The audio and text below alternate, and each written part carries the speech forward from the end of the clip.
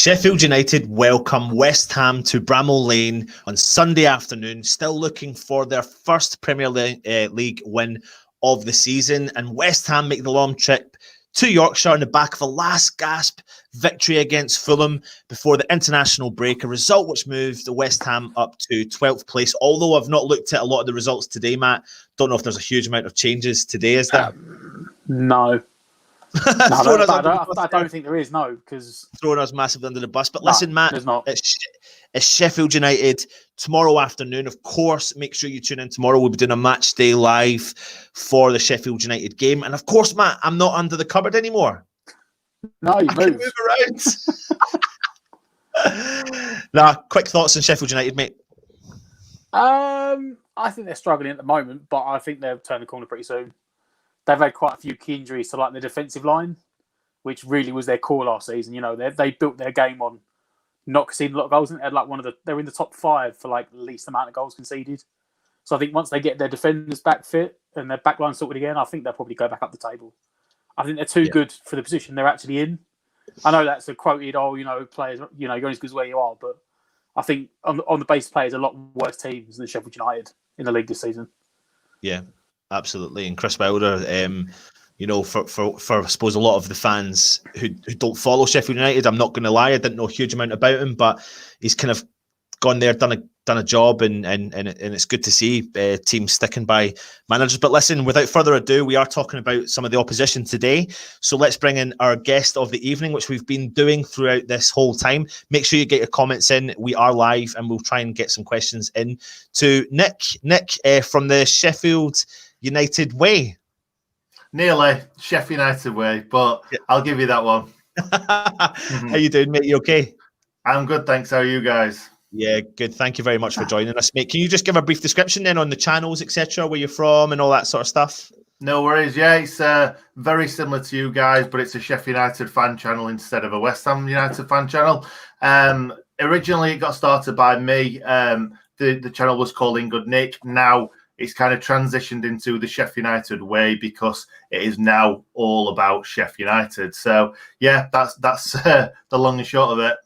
Brilliant, mate. Thank you again. Listen, mate, thank you so much for joining us. So listen, it's been an interesting season for you guys. What's been happening? A lot of negative things. I think we've had a lot of bad luck, if I'm being completely honest. I think, like Matt said just before I came on, we've had some injuries to key players. Last season, you could have picked the Sheffield United starting lineup most weeks. It didn't change much.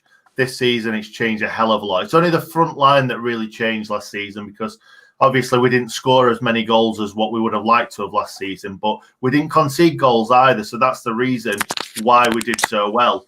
But yeah, this season, like I said, we've had a terrible kind of first few games with having kind of your Man Cities, your Liverpools, your Wolves, Arsenal, Chelsea. Obviously, you guys have had a similar run-in, probably actually a worse run-in than us, but you guys have hit the ground running, whereas we haven't. Jack O'Connell's been the biggest miss for us, and the reason for that is he kind of plays as that left-sided attacking centre-back, the overlapping centre-back, if you like. So it's made us kind of one-dimensional all down the right-hand side. And we really needed to kind of change it up and change how we attack. But we've kind of tried to stick to the 3-5-2 formation. And I'm not sure whether that's the right thing to do. But we just need to get a win under the belt. And I think we'll be fine, like Matt said. Is it 5 of the 7 defeats in the Premier League this season have only come by a 1-goal margin for Sheffield United? So it just seems to be falling on the wrong side of a defeat, which can be such a bad impact on your season. Yeah, pretty much. I don't know the exact figures of that, so I'll go with what you've said. It's only Chelsea that's hammered us. We didn't even get hammered last season, to be perfectly honest. Yeah, Chelsea in the last game, there were a lot of individual mistakes in that game. But like you've just said, it's been very close in most games. We've been in pretty much every game. We probably should have got something away at Liverpool. We were pretty poor against Man City, but still only lost 1-0. Like I said, with the bad luck, we had a man sent off early against Villa away, which could have gone either way if Egan didn't get himself sent off. Arsenal could have had David Luiz sent off really early against us, and that didn't go our way. It's just been a lot of bad luck. And not just that, when we've made mistakes, we've been punished, which that is the Premier League.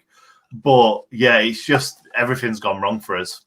Yeah, of course, mate. Listen, you've for West Ham fans taking a keen interest in the opposition and looking into what's going on. You signed Ryan Brewster from Liverpool. I think it was your big money signing, wasn't he?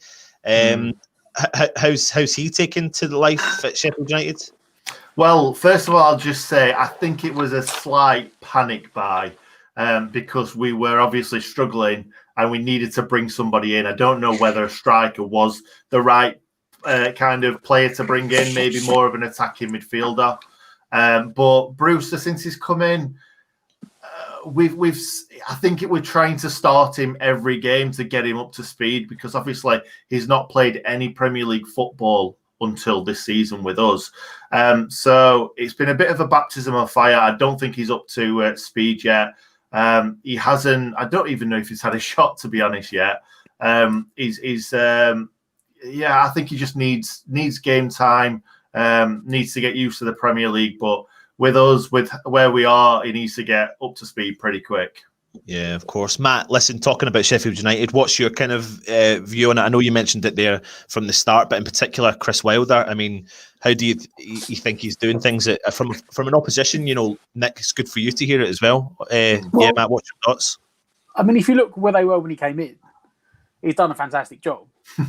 And let's not forget, a lot of teams were like, he was linked with a lot of names last year. I think we were interested in him before we brought in David Moyes, and that's recognised by how well he has done. And like you said, he's made them very solid. And I said, apart from the Chelsea game this year, when Chelsea were on fire, and I think every mistake Sheffield United made got punished. Even in that game, they were 1-0 down and came back to 1-1, and you thought, oh, they're going to start playing now. They've sort of had the start I thought we were going to have. They've had a lot of injuries to a lot of key players, and the results haven't gone their way. But I think they'll be fine. I don't think the luck will change. The players will come back in. I think even tomorrow, I don't think Sander Berg's available because I think he's someone else in the national team got tested positive, so he's sort of stuck in isolation, and that's just the sort of thing we normally get. And it really is, when it goes against you, it's going against you. And they just can't get a rub of the break. But I think Sheffield United are going to turn soon. And, it will be, hopefully, Wilder will get the praises that he should get for turning it around because they shouldn't be in the position they're in. And it is one of them is a very West Ham-esque start to their season, to be honest. Yeah. So Nick, do we expect Brewster to start tomorrow? Or are we looking at, your front line of McGoldrick? How influential is he up top? And is he someone really we should be fearing up in your kind of up your top line? I don't think McGoldrick is really seen as a striker to be feared. That's not me being negative. I think McGoldrick isn't so much of a lethal striker, but he does make us tick. So if I was in charge of Sheffield United for a game, McGoldrick would be in my side every single time because he does, like I say, he makes us tick. He drops off, he picks the ball up from the midfield. He moves it around. He always seems like he's got so much space around him. And they're the players that I love to see. And it's great when we get him on the ball because players move around him. He creates stuff. So he's with the way that we play, that flat three, well, sort of like a right and a left central midfield and then a CDM. He kind of comes into that hole, picks the ball up and kind of makes things happen. So he really, really is kind of like a positive to the way we play, but I wouldn't say he was necessarily a lethal striker, if you like. So just a point to pick up on what you mentioned there about making the team tick. You seem to have, in particular last season as well, you had the right players playing in the right positions at the right times and they were ticking. So if I bring up your side versus Chelsea, what can we expect if you look at that? And who do we expect to? What changes do you think will take place? And you mentioned also that you don't think this current system is the right system for you guys.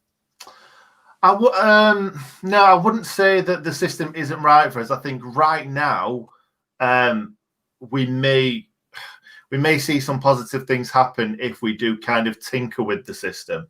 At the moment, like I said earlier, the left-hand side is non-existent for us attacking-wise because Ender Stevens and Max Lowe aren't really getting far enough forward to deliver balls into the box. It's Chris Basham and Baldock played together all last season and the season before, and they're brilliant down that right-hand side. And like I said, it's just so one-dimensional at the moment. With going into this game, I think Max Lowe had a terrible game against Chelsea, made a lot of mistakes. I'm not going to give him too much discredit, though, because it was his, I think, second start.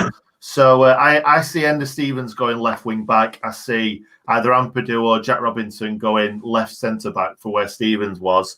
And with, like Matt said earlier, Sander Berger, we're not 100% sure whether he's going to start. And he is one of those attacking threats down that right hand side that could cause you problems. So I see it being quite similar. Fleck, who is probably our best player, is back in contention as well. Lys Mousset obviously scored away at your ground last season. He's in contention too. So we're getting a lot of players back in contention for these places. So I'm expecting to see us picking points up very soon.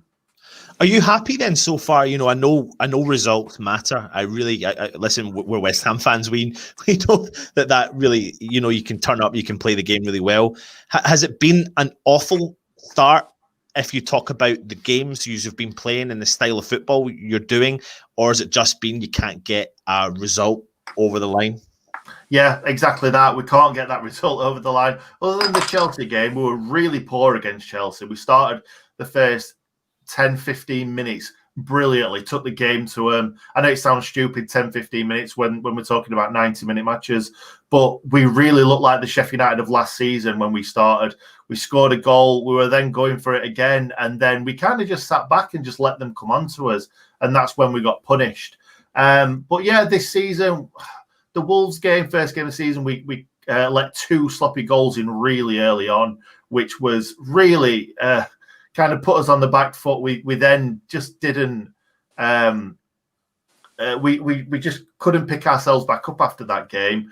And like I said, we've had a lot of close games against big teams as well. The Fulham game, we needed that win. We expected to beat them at home, and we had a really good start to the game. And then second half just fell away. So it's not been a terrible start to the season, other than obviously results-wise. It could have been worse. To say that we've got 1 point on the board is a bit odd.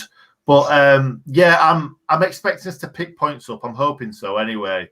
And when we do, I think we're one of these momentum sort of teams that when we start picking up points, we'll go on a run. We will go on a run at some point, but we need to start picking up points. And if it's not tomorrow, then it needs to be as soon as possible. Yeah, absolutely. I mean, as you can see here from the comment from Kent Hammers, he's saying Sheffield United are one of those teams who are missing fans. And Kent, listen, I think every team's missing the fans desperately. We're all missing the football as well. But I do think it can impact other teams differently in comparison to others. But he's saying there about Lundstrom isn't playing tomorrow. He fears his late runs into the box. And West Ham fans, I mean, we seem to always be linked to him in particular. And I'm not saying in any way whatsoever we're going to get him, but we are on our networks. We're constantly linked to this guy. What can we expect from him, and how's he been playing, and how do you rate him? If I'm honest, mate, I hope he's not playing tomorrow, and that's because he just seems like he's down tools since he's we've had problems trying to get his kind of contract over the line, and it looks like he's not wanting to sign another one now. So if I was Chris Wilder, I'd have had him as far away from the team as possible. Obviously, Chris Wilder sees him in training every day. He knows more than I do. Lundstrom seems like he's putting in a bit of a shift. It looks like he's trying to do as much as possible so he doesn't get kind of called out on it. But he's not the same player as he was from the start of last season. I feel like last season he felt like he got something to prove. And now he's, I think he wanted to be one of the top earners at the club. And he's just not on that level. Like, if he came to you guys, I couldn't see him getting into the first team unless he was playing the sort of football that he was last season. And like the guy just said on that comment, the kind of start of last season, he was making those late runs into the box. You kind of Frank Lampard sort of runs and scoring goals. He still does that occasionally, but he's not putting the ball in the back of the net when he's getting the chance. He had a big one against Leeds, had a big one against Man City. I just don't think his heart's in it at the moment, and I'd rather him not be playing. To be honest, I want 11 lads on that pitch that'll give everything for Sheffield United, and that's the way that we play. And that's the similarity between West Ham and Sheffield United, isn't it? When we've got players who think they're bigger than the club and want to go. And listen, we've been there, done that, wore the T-shirt. We've got players currently that we just can't seem to. For us, we can't seem to manage egos. That's probably where it comes down to, and we've always got to find that manager. And I think hopefully David Moyes is able to do that. What's your thoughts, Nick, on West Ham season so far, and how are you feeling in particular about tomorrow's game? It's been a brilliant season for you guys, hasn't it? Excellent up to now with the games that you've had. Like I said earlier, you've had probably the only team that's had a worse running than us up to now. And you've picked up the points. Mikel Antonio, I'm going to say, I said this on the video with Seth. I love the guy. I saw every time you see him in a post-match interview, you just feel like, what a guy. He just seems like a down-to-earth lad that runs his socks off for the cause, and also picks up way more goals than I ever expected him to, especially that he was playing for Sheffield Wednesday at right wing back. It's just crazy. It's just crazy. The guy is just somebody that I would love to see at Bramall Lane, even though he was ex Wednesday. But yeah, you've got loads of good players as well, like Jared Bowen and Ben Rama. Those are two massive signings that I would love to have seen at Bramall Lane too. So yeah, I'm not looking forward to tomorrow, shall we say? But it seems like it is a game that we need to win. So. Yeah, I don't know. I think it just depends what Sheffield United side turns up tomorrow, whether we get anything from the game. Because that is such a West Ham statement. I mean, how many times do we say that every week, Matt? It's like it depends on what West Ham side turn up, but you do get that vibe that you're not just saying that as a West Ham and a Sheffield United fan. You're saying it because it's genuinely true. And tomorrow will be interesting because both teams could turn up and it could be a goal-scoring feast. Like there's no ifs or buts about it. I'm extremely confident that we will concede goals, even though recently we've had a little bit of an easier time in terms of defending. But historically, over the last 3 or 4 years, we concede goals and we concede probably 1 or 2 per game. So there's an opportunity there. And again, Matt, it's a bit like, Sheffield United haven't won a game this season. So what happens? Here West Ham turn up. Yeah, exactly. Yeah. It's like one of those ones. If we have a look at the kind of recent history, I suppose you could say. So, I mean, we've not played each other a huge amount of times, but last season you can see it's kind of it goes all the way back to 1990. But it's just always good to see a little bit of the history between the two clubs, and you can probably see some of the images we put in the intro video as well. But what when it comes tomorrow, Nick, you've mentioned it, but we're not too sure if he's going to be involved tomorrow in Antonio. So taking Antonio away from the situation, who's the West Ham player you fear the most? I feel like from what you've just said as well, I feel like West Ham and Sheffield United are quite similar teams in the sense that I don't necessarily fear somebody like an Aguero or a Salah or someone like that, but you work really well as a team. I think that you've got so many really good players that can turn it on at a switch of a button. So I do, like I've just said, I do like Jared Bowen. I hope that Ben Rama's not starting because I am a massive fan of his. Haller, I don't think he's. I'm going to be honest. I think Haller's not a great striker. And I think if he starts, I'll be very, very happy. But no, to be honest, I've not watched too many West Ham games this season. I'm not sure how you've been playing. I've just been seeing that you've been getting the results, which is excellent for you guys. Yeah, absolutely. Who's the man we should fear as West Ham fans then, Nick, from Sheffield United? I'm going to say the same thing again. We play so well as a team. I don't think there's, other than Sander, I'm going to put it out there, Sander Berger in the next couple of years will be playing for kind of a top 4, top 6 team. I think if we go down, he will go for a lot of money. I think if we stay up, we'll probably see him in red and white shirt for a couple more years, but the kid is going places. It took him a while to get to the speed of the Premier League, which a lot of players do if they coming from kind of lower leagues around. Not major leagues in Europe or Scotland or Championship or something like that. It always takes them a while to kind of get to the speed of the Premier League, and I think Sander Berge is flourishing now. And I hope that kind of he's playing in this game, because we might struggle attacking wise if he's not in there.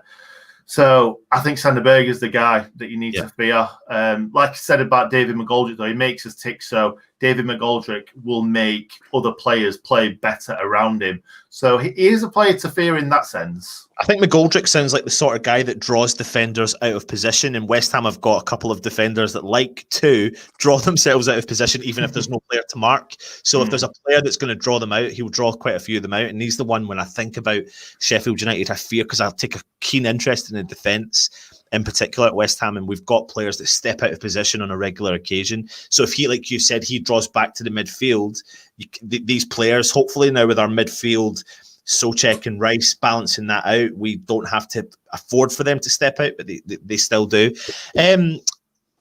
Interesting time then. Let's get on to your predictions for tomorrow, Nick. I think it's going to be, like you said earlier, you think it's going to, like, we're going to score some goals. We don't score goals, mate. Trust me.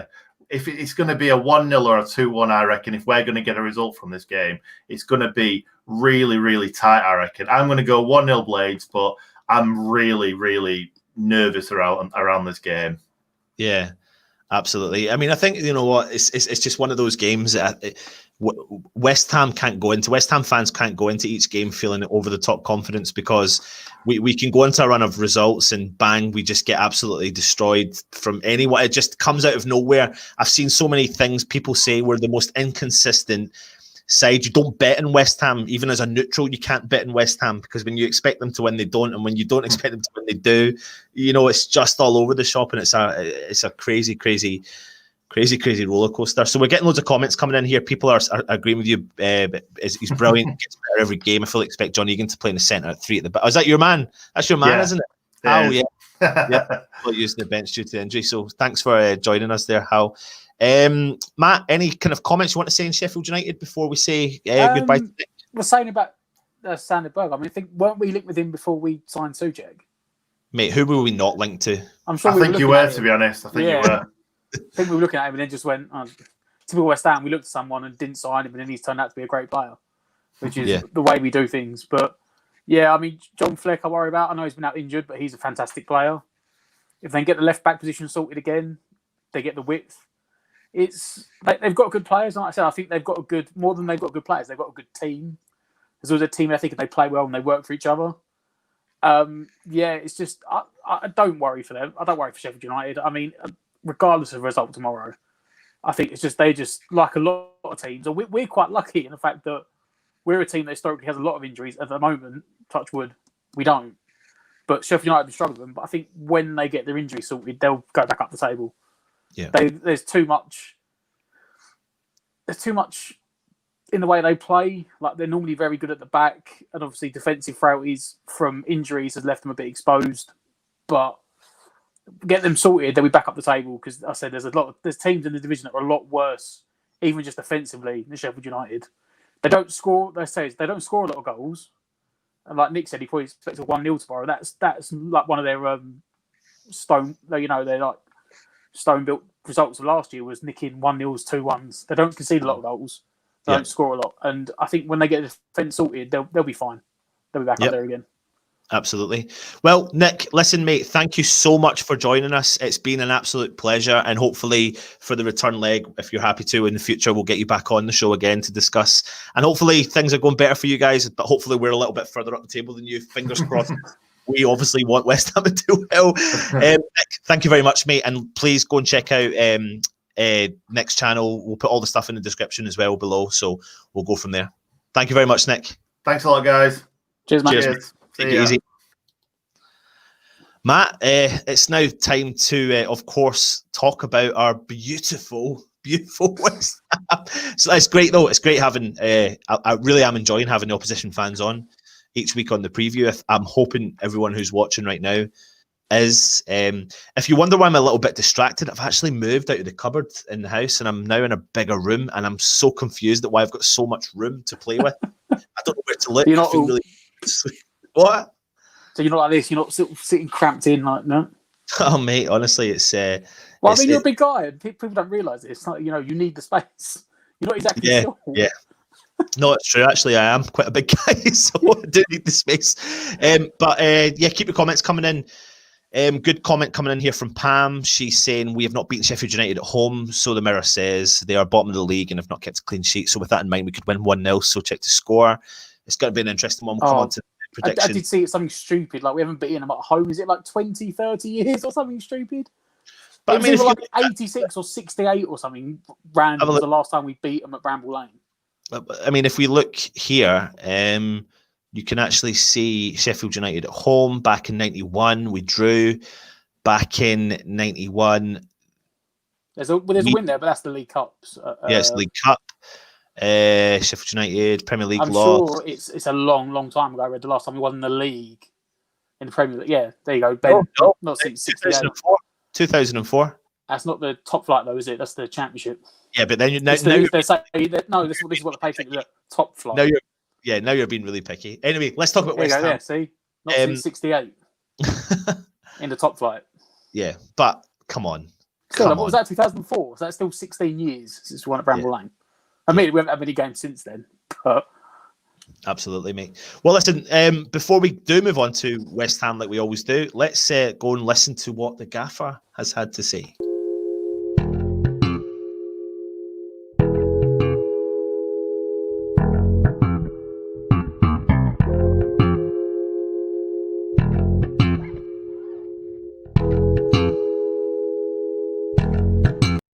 Hope you like that new feature. It's been happening. I think we introduced it to the last show.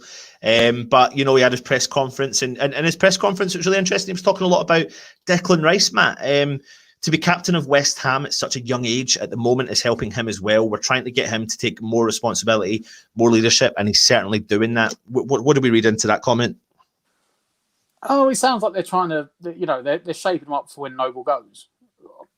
And I guess that means they're hoping he's going to stay. They're hoping he's going to stay. And they want him to take over Noble's job, which I think Noble's at the end of this year, was at the end of next season. So there's room for it. And he already is really on the pitch doing it. It's more like, the stuff off the pitch. You always hear that Noble does, and maybe that's what they're going to try and get Rice to look into. But, they need someone to be the captain on the pitch because Noble's not playing much anymore, and Rice seems to have stepped up to it. Yeah. Absolutely. Yeah, it's good comments, though, and it's nice to see Rice getting that responsibility. What you can see, though, from when you look at the training images, etc., and we all know that Mark Noble's such an important guy to be in and around the squad. And if anything, if I'm being brutally honest with you, mate, even though he's not captaining the side on the park, I think he's offering something to that squad from behind the scenes. And he's someone you definitely want to have around at West Ham, whether he's in a playing position or he's going to be in a coaching position. So I think he's definitely going to be such an effective player. Let's have a look and see what Moyes was saying. Sheffield United have had a very similar run of games, as Nick said. As we've had at the start of the season, they've also had a couple of injuries to key players. I'm guessing all that has been the factor in their form. So, people are respecting Sheffield United, mate, and seeing what they're capable of, and Moyes obviously recognises that as well. Well, yeah, I mean, like Nick said, I mean, they didn't get the best of runs. We've had. It's not just having the best of runs either. It's actually, I did see a thing, and it was like, if they compare the direct results from the same games last season, like they've done really poorly. Yeah. Like they got, I can't remember how many points it was, but they actually got like a decent, say like sort of us, what we got now. They got a decent return on them games last year. And again, they were only by the one goal. Whereas like this time, again, it's normally generally been by the one goal, but it's been one goal in the other direction and they've lost them. Yeah. Yep. So it is one of them that I think they'll be fine, but it's one of them if they don't start picking up results soon. And then you look at them and you're like, I think there's only 4 times in Premier League history that a team's been on 1 point after 8 games. So you know, you think about the fact it's 8 games. That's almost like you're talking nearly a quarter of the season. Yeah. And they've picked up 1 point. Absolutely, mate. His next comment is related to some team news for the game tomorrow. So it's related to Mikel Antonio. So Mikel is back training and we've got a couple of days yet to see how he is. The truth is I can't give you a complete answer as to whether he'll be available on Sunday, but it's getting much closer. That's for sure. What do you take from that, mate? Well, apparently Antonio said he's available, didn't he? Yeah. On his own Twitch channel, he was like, yeah, I'm in the squad. But look, Moyes, we know, is trying to cut out all the leak into the news, isn't he? Yeah, He's trying to shut down all the ITKs. He's trying to stop all the news breaking out. So if he's trying to stop the news breaking out himself, he's not going to go on the paper like 3 days before the game and go, yeah, he's fit, he's playing. Because you want to keep him guessing. Do you think Moyes would start him? No. Yeah, see, I can't see it either. I can't see it either, to be honest. I think it will be like if we need him, it'll be like the last half hour. Yeah. And I suppose that we've got one more thing to go through, but before we do it, make sure you keep your comments coming in. Make sure you hit the thumbs up and, of course, subscribe to the channel. But in the meantime, get in your comments. You're starting 11 for the game tomorrow afternoon against Sheffield United.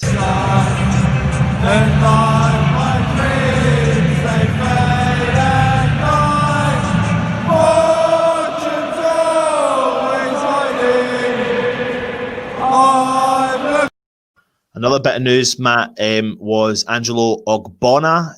A problem at the start of the week, but we think he's fine now, and they are the main two really in relation to Antonio. I think there was a rumour kicking about that maybe something to do with a COVID test didn't come back in time, and I don't know if he was training, etc. But what we do know was he has been training with the rest of the squad, as you can see from the image there, and he will be back fit. We have asked everyone for their starting 11 predictions, but this is probably going to be our most interesting one this season, Matt. If I'm being brutally honest, we've had an international break. We've had Antonio injured. We've got Haller that fans are calling desperate to play. We've got Benrahma in the wings waiting there to come on and get some game time, and you can't help but feel that this could be the one. This could be the one where you see a bit of Benrahma and Haller playing together. What are your thoughts with the forward line? Well, we've got options, at least for now. You know, we've not got much in the way of rotation, but we have got some options. I still don't see Benrahma starting. I think Moyes has made a comment about him, and he was away on international duty over the break, so I'd like to see more of him. I think he showed in the last game against Fulham that he needs, he deserves to get more time. Yeah. And like he said, Nick said he worries about him. He's a good player. We all know he's a good player. It's just when he gets the chance to prove it. Yeah. For me personally, I would chuck him in and start tomorrow. You would? Because again, it's one of them games where, Sheffield United are going to try and sit back, be hard to break down and hit us on the counter. And in the same way that Fulham was. And it's going to be the same sort of game. And we struggled for 90 minutes to break them down. We only really obviously we had that blistering first 5-10 minutes when we hit the bar like twice. And then we had 75, 80 minutes of nothing. And then Benrahma come on near the end and started creating some stuff. So for me, I'd rather bring Benrahma on. I'd rather start him, create the chances. And then with half an hour to go, you can take him off. Yeah. And then put Fornals on, who's more defensively better. So your decision would be taking Fornals off, and let's be brutally honest, they're not starting Antonio, keeping Haller up top and replacing Fornals with Benrahma? I would, but he won't. Moyes has already said that, Fornals and Bowen are in good form. So he's going to have to bide his time and wait for his opportunity. Yeah. But can't help but feel sometimes that there's certain games that things need to change in, and the Fulham game, we needed the player like Benrahma to come on and do something and change things, and you feel like there's an opportunity again tomorrow, because I think the game tomorrow against Sheffield United would really, really, really suit Benrahma's style. We don't need the work rate that Fornals has been given to us over the last few games against Sheffield United. We actually need a little bit of creativity, players that can create things, and potentially, if Haller's up top, provide opportunities for him and or whoever is up top. And then if you've got Bowen on the other side, because I think this is a game where Bowen needs a bit of confidence as well, because some people have been saying if anyone's going to get changed, it should be Jared Bowen. But for me, to be honest with you, Matt, mate, he's so influential in a game, and I think he just needs to either get a goal or just to assist something and maybe not get dragged off the field as one of the first subs when another interesting player gets brought on, We're in this FIFA generation now. Whereas if you're an attacking player and you don't score, you've had a bad game. Yeah. you know. But the way we play as a counter-attacking team, even our attacking players are still expected to do defensive jobs. You know, and that's what you get from Bowen. It is the work ethic, the getting up and down the pitch. So some games they may not do the attacking stuff, like Man City and Liverpool, because you expect him to do stuff going the opposite direction. It's one of them weird ones. I don't think he's been bad. I think he's been all right. I think he's probably one of our best players. Yeah. But it's one of them, because he's an attacking player and he hasn't scored goals. Obviously, if you're a striker, it's a bit different because that is your sole job. But as one of the wide players going forward in our team, he's still expected to track back. So he's not always going to score an assist if he's spending all his time going backwards. Yeah, absolutely, mate. Absolutely. There was a bit of a fear that maybe Masuaku would miss the game tomorrow, but he has trained. Fortunately, I think he didn't travel with Congo. I think he's actually taken his West Ham career more important than he is his international career. And fair play to him. Like he's getting his rewards for biding his time and sitting back and working hard in pre-season, and it seems to be working in the formation. If there is a player that could make way for, say, a player like Benrahma, would you see it being him? No. Probably not. You could, but I mean, you could drop out Masuaku and move Fornals back. Yeah. And then play Fornals as like the left side, because Fornals does track back. So you could play Fornals there and leave Benrahma as a more attacking player. But I mean, for Masuaku, I think this was the right time to not go away on national duty, because Moyes has given him his chance and he's taken it, and he needs to repay Moyes for the faith he's shown in him. Had this been last year when we were playing 4 at the back and Creswell was playing every game, Masuaku probably would have gone, because he was like, well, I'm not playing West Ham's team anyway. But now that he's got the opportunity, he had a bit of a niggle, didn't he? And he rested it rather than risking it going on international duty. So that again, I don't think Masuaku's been off. I don't think he's been bad. He does sometimes have that one random point of game when he just his brain switches off and he makes a mistake. You just hope that it's further up the pitch and not defensively. But that would be, if you're going to fit Benrahma in, it is one of them 2 players, Masuaku or Fornals, that drops out. For me, I think as Masuaku's quicker, I'd probably drop out Fornals. Yeah. But if you wanted to keep Fornals in, you could drop Masuaku and move Fornals back. You've got options, so of course it's not a bad thing, is it? Lots of people are saying pretty much that they don't really want. There's a mixture actually of people in the comments here saying they would like some changes. There's people even saying about Lanzini. You know, sometimes you forget that you've got Lanzini. I mean, how can we forget Lanzini's goal against Tottenham? We don't forget that, but he's never within a shout of being given a chance. But he is one of the substitutes that seems to make a regular appearance, and we know that Moyes likes a bit of Lanzini as well, don't we? So it'll be. It seems like. He's never been a big player. He's never been like a bulky player. You know, he always looks like one of them players you could just push off the ball quite easily. But he used to have the pace and the trickery to get away from it. Yeah. And ever since he had that injury, he's just not been the same. Like he lost that little bit of sharpness to get away from someone. Yeah. So now it's like, well, unless you're playing him in the middle, you can't really play him. Yeah. Like he really was in the Fornals role. You know, the way he's playing, the way Fornals plays, cuts in on his right foot, and all the technical ability. But it's just, I don't know. I still like the guy, but I could see him going abroad where you get the extra bit of time and it's not as physical, and he'd probably be a worldie again. Yeah. I just think the injury that's done him has killed off that bit of stuff he had that meant he could compete, and he can't compete. So unless you're going to play him in like a number 10 and change the formation a bit, which I wouldn't be against, but unless you're playing at number 10, I don't think he's going to fit. Yeah. No, I know, mate. I know. Loads of comments coming in as well. It's sometimes it's tough to keep up with them. Matt, it's a big game for West Ham tomorrow, because it's a big game in terms of showing, what we're capable of with, I suppose, what we're capable of against sides that are struggling.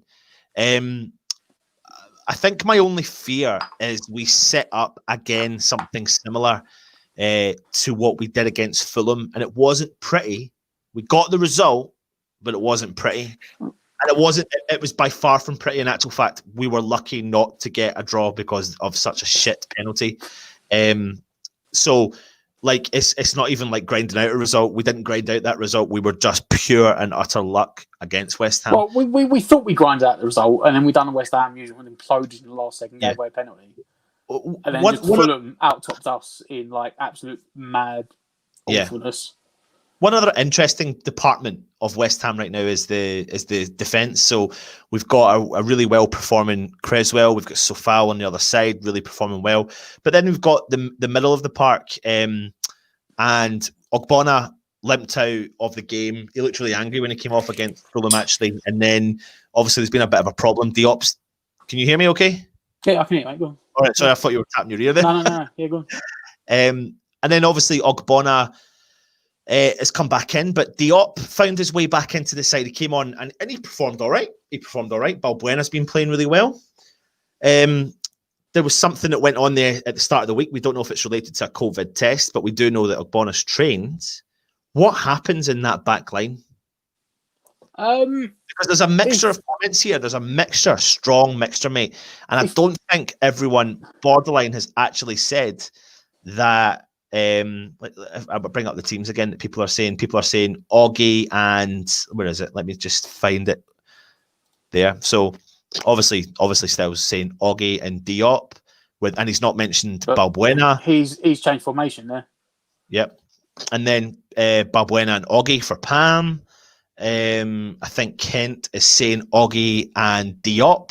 So, there's and then here we go, Balbuena and Augie. So we've got lots of fans in here, regular people watching, and all 4 people have disagreed, or 3 people have disagreed with each other. Where do you think Moyes will go with this? Because it would depend on Ogbonna. If Ogbonna is fit and available, yeah, it will be the same back 5. Or back 3, whatever you want to call it. Do you think that Moyes might use this as an opportunity to see how Diop can come back in? Because you can't. Would it be? Well, here we go then. If Augie's fit, is it unfair to drop Balbuena? Yeah, look, we've said this at every game so far this season. I keep saying, "Oh, I'd do this and this and this," and then we go, but we know Moyes won't do it. Moyes rewards players. Well, Moyes is very much in the way of, if you perform well for me, you will play. Yeah. So the only way, same way we've been wrong. We've brought him in and potentially going to spend 25+ million on him. But he's not even started at the moment because Fornals and Bowen are in form. So he's like, well, I can't drop them just because we've paid all this money for you. You're not playing because, same way that at the moment, when Antonio gets fit, he's probably going to walk straight back into that starting lineup and Haller will get dropped because Haller's had his chance and he hasn't really performed. Now, it's not necessarily his fault because we're not playing the way he needs to play. Yeah. But if Moyes is only going to play one way and he wants that mobile striker that's going to hold the ball up and run the channels, then Antonio goes straight back in. So in the same way, if Ogbonna's COVID or not 100% fit, Diop will come in. But if he's not, I don't think he'll change it. Moyes will want the points. He's not going to go, no. There's games you could rotate it around, but this is a very much a potential banana skin that he won't risk it. Yeah, unless Ogbonna's not fit.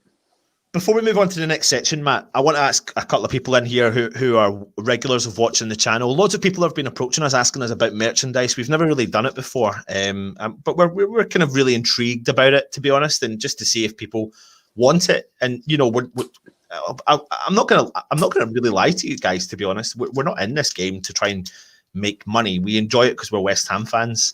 It's not really about that, but people have asked us, and we're intrigued to see what people think. So we've tidied up our logo, and I'll put it up on the camera for you now. So there you go. There's this West Ham Orange United, and the shield's been moved up, etc. Listen, would you buy stuff with that logo on it? Because the more I see it, the more I think I probably would, to be honest. And I'll give you an example. Would you buy a mug? Would you buy a mug with that logo on it? Do you want anything else on the mug, etc.? Please get your comments and let us know, because obviously if you want it and there's demand for it, we'll go out and do what you guys want us to do. I know a lot of people have said about pin badges as well. We can look into that. Things like t-shirts, etc. For t-shirts, for me, to be honest, do you just want a West Ham United logo on your t-shirt? I don't know. Let us know your comments in the comment section, and we'll have a look through them. Matt, we've said it all along, mate. It's such an interesting time. People are saying to us all the time, like, are you going to go onto Patreon? I don't want to go onto Patreon. I disagree. If people want to do that, that's fine, but not for us. And we'll just keep doing what we're doing, mate. We'll keep giving you free content because that's what it's all about, free content. Well, we've said it before, the problem is, like, we do this. We're just, especially now at the moment with like lockdown thing. This is like for us, it's like meeting up before the game, and we're just doing it. We're putting it in front of you guys, and it's free, and it's just. But to start charging money, you'd have to like the content.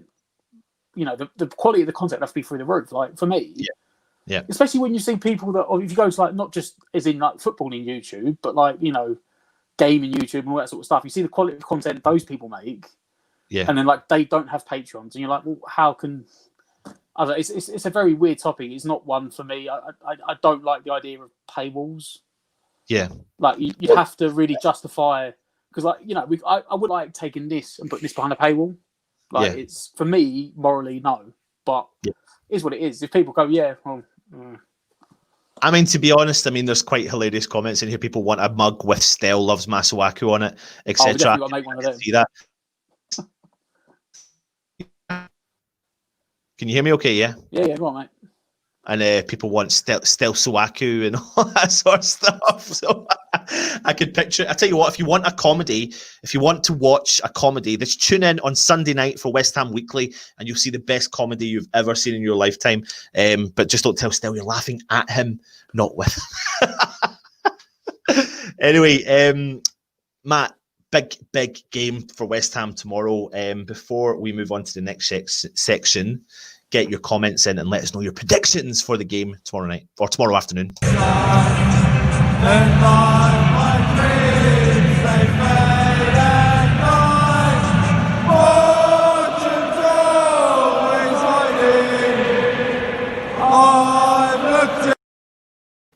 It is going to be an interesting game, but we didn't actually finalise our starting 11.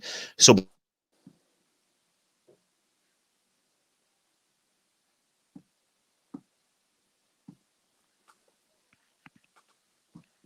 okay, Anton is just absolutely died. I don't know if it's because Anton just died. Fair enough. Right, well, we were going to say start 11. Anton's apparently not doing one. My starting 11, you guys get yours in the chat. I'm putting it out there now. It'll be the same 11 as last time. I can't see us change anything. I think the last formation, the last team, the 3-5-2, 4-4-2, whatever it is. I don't know what he's going on with Anton. He's just stuck. See if we can try and fix him up. Stelios to save the day because he's not. Stel's gone as well.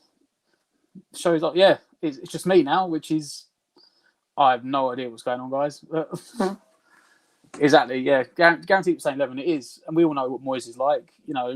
He's a cautious man. Moyes won't change it. At the end of the day, while the team's performing well, you shouldn't make any changes. It is that though. It is that way. It is just going to be same front to back 1 to 11, same 11 as Fulham. Yeah, it will. It will be. Pete. It will be the exact same 11. We can only hope that he makes early changes again. Maybe he won't need to. Maybe the formation will work this time. The potential's there for the formation to work if we play more attacking and not like Fulham, where we just played well for 10 minutes and then sat back and gave him the ball. Sheffield United on a bad run of form. They've had injuries. They're missing key players. They're there for the taking if we can do it. But can we do it? That is the question. I mean, I hope we can. Personally, for me, I'm going to go for a 2-1. I mean, you guys get your predictions in. I can't see us keeping a clean sheet, but Sheffield United don't score many goals. So if we get 2 goals, we probably should win. I think they've only scored like 4 goals this season. So saying that, it'd be typical they come and put 4 past us. They haven't scored a lot of goals. They conceded, I think, on average 2 a game. Only scored 4 in 8 games. So 2-1 probably. Could even be a 1-0, scrappy 1-0, like the Fulham game. We got saying 1-1. Was too scared to change anything. I don't know if it's scared. He's conservative, isn't he? He doesn't like. He doesn't like changing the system. Matt. Someone's finally joined me. I'm just struggling here, talking on my own. I was like, everyone's disappeared. You're lucky Everyone's died. You're lucky I tuned in. I was just passing by. Let's get Oh, Anton. Anton's rubbish. I mean, he's still got what kind of host internet is that this? Who he's just still got left me? internet that he winds up. He puts it at a penny in the meter. Was he Tight borrowed that from Scottish Luke? git. Can you hear me, mate? Yeah, I can. Oh, Yeah. you can hear me. Yeah. I say, what, has he borrowed his internet from Luke? He's borrowed his internet for. I don't know. It's just. Listen, shocking. Oh, here we go. You just There we need. go. I need to get rid of this now. Oh no. Oh dear. Oh, it's amateur hour. Right. Anyway, Stell's gone.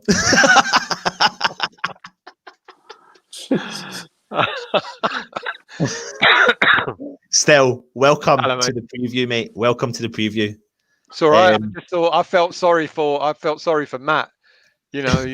You went off to the loo, Teach didn't me. you? You went off to have a cup of tea or something. I did lose full internet there. It took me ages to get back on, so You just apologies thought you everyone just for that. froze. I was like, oh no, yeah, he's gone. And you know what? We were on record. We were on time to make this show under an hour. When I logged in on my phone and I seen you come on still, and I went, "Oh no, we're over an hour now."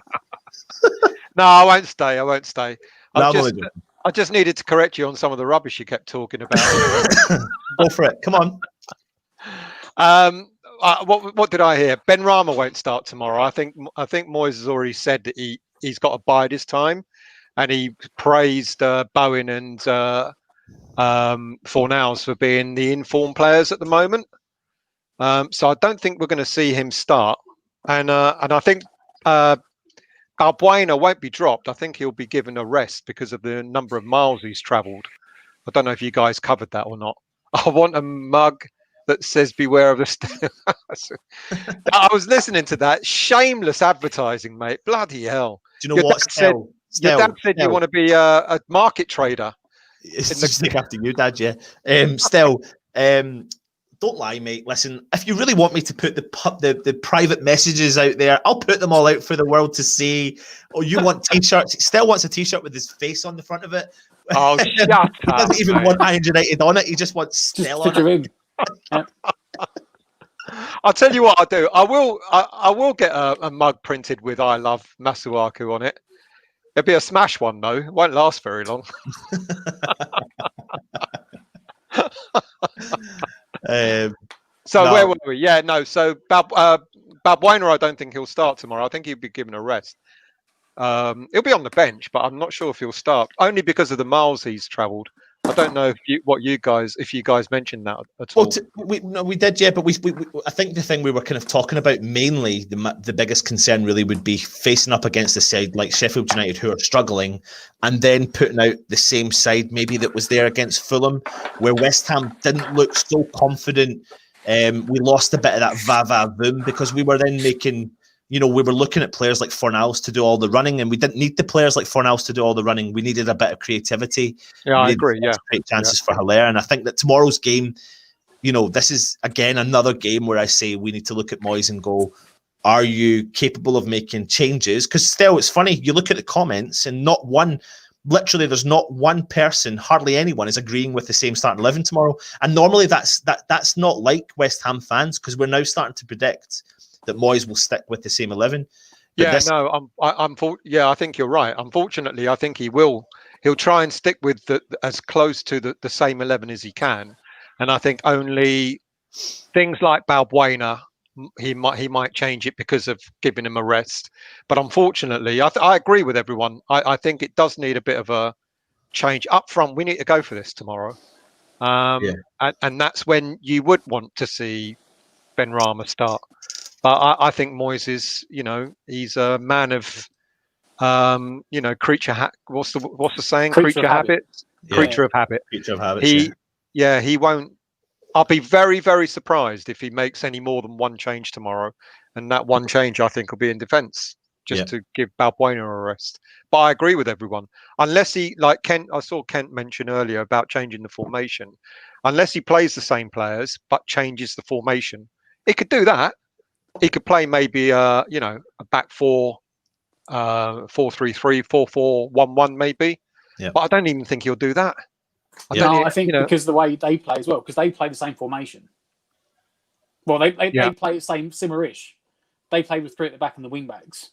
Yeah, But But they play 3 across the middle and 2 up front, whereas we play 4 in the, 4 in the 3. The thing that Nick said, and it's a valid point if you ever watched Sheffield United in particular last season, is they got a unit that they play as a unit, they perform, they've got hard-working players. McGoldrick, I think he got decent amount of goals for Sheffield United last season. He's got 2 goals this season for them, but he draws defenders out because but he's a runner, he's a hard worker, and that's what their team's made up of. And they've struggled to get the result over the line, but they've only, out of their 7 Premier League games, 5 of them they've only lost from 1 goal. Okay, yes, you still need to win those games, and they're not doing it.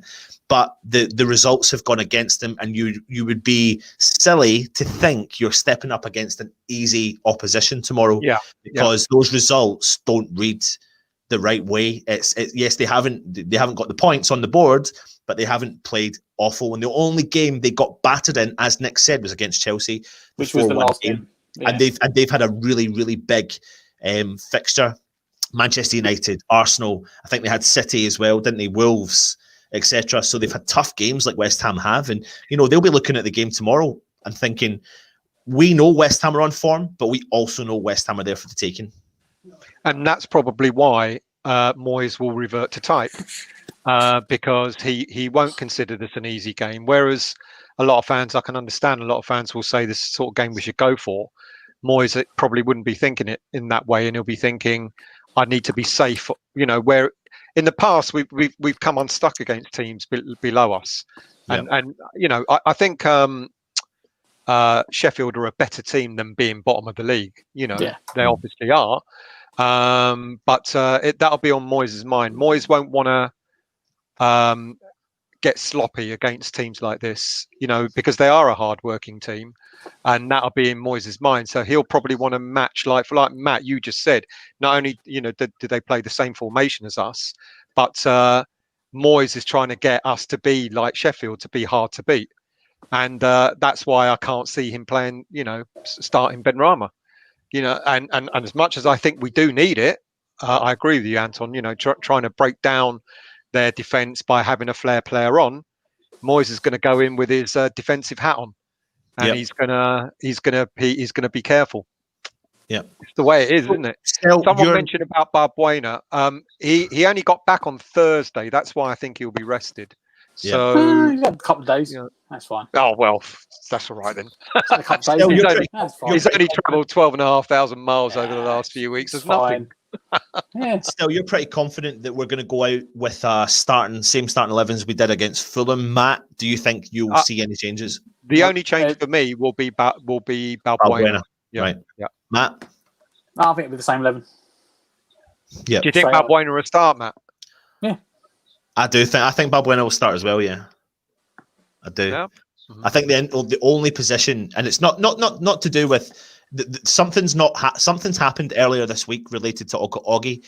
I heard a rumor that it was something to do with a COVID test. If it was the COVID test, he's definitely not positive because he's in training.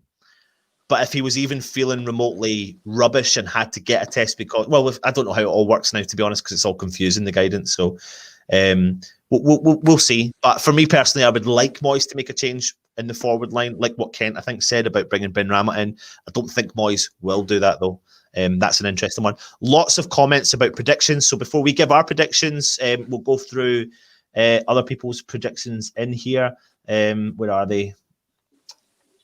Here we are. Pam is saying 1-0 to West Ham. I'll take that now. I don't want anyone to be remotely disappointed at that. I would love West Ham to score goals tomorrow, but I would take a 1-0 win. West Ham Unofficial. Oh, that's Jake. Of course, go across to West Ham Unofficial and subscribe to Jake's channel. And Jake, I'll message you and see if you want to come on to the Matchday Live tomorrow. Hopefully, I've sorted out my internet. But then he's saying 2-1 West Ham. Ben Davis, 1-0 Haller scoring in the first half. Benny to score twice, 2-0 to us. That's obviously Sheffield United. Kent Hammer saying 2-1 West Ham. Lee, WHUFC saying 2-1 West Ham. Richard Cox is saying 2-1 West Ham. You are Jake's dad, Richard, aren't you? Yes. You have 1-1 draw. Well done, mate. You calculated that one out, didn't you? Mark Gallagher, 2-0 West Ham. Hydrate, good vibes, love it. West Ham from Neil. Neil from Down Under. Hope you're well, mate. West Ham United win 3-0.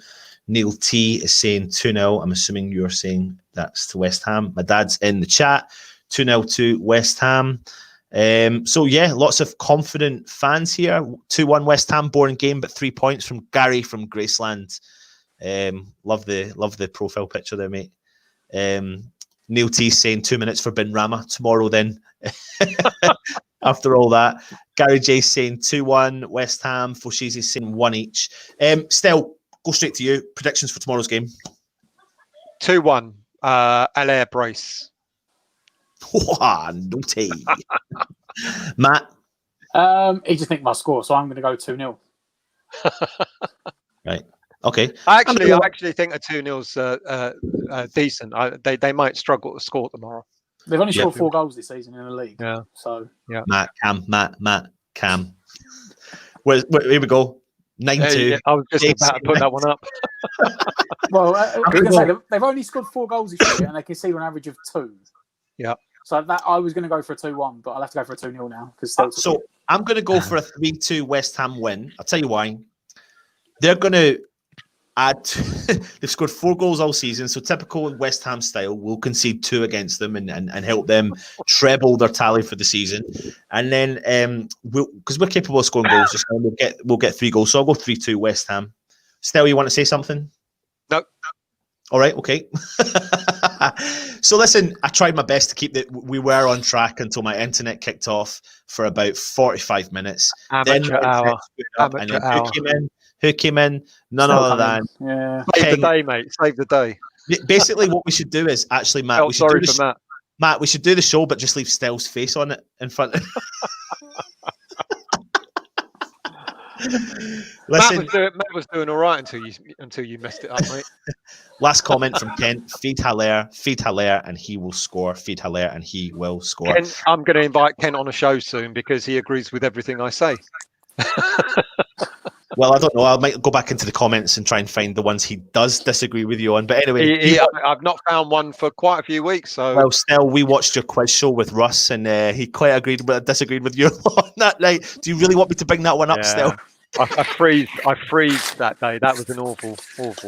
Listen, get your comments in below. Hit the thumbs up. Tomorrow, right? Let me discuss tomorrow.